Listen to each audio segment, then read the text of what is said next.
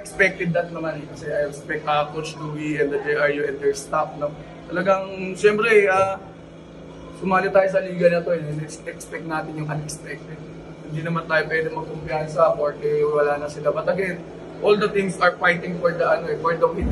Hindi naman for the position, but for the win, siyempre. Kasi sayang din naman yung mga preparations ng mga teams, di ba? So, kaya sabi ko sa mga players ko na we have to play hard. Hindi tayo pwedeng magkumpiyansa dito kasi pupok-bukok din talaga yung JRU, and which is nangyari nga sa nila. Kasi Reds na second, ganda ng pasok sa kasi sabi mo kay Reds. Ano yung turnover niya muli? Besides that. Hindi, Renz Villegas naman, is my one of my player na consistent naman talaga. And talagang pag binigyan mo talaga ng tiwala, talagang pinagtatrabawan niya at pinaghihirapan niya naman. And yun yung maganda sa bata na. No? And I hope na he continue doing this, yung ginagawa niya ngayon. And ma-motivate niya and ma-inspire niya yung mga lahat ng tao kahit na he's small but malaki yung puso ng bata.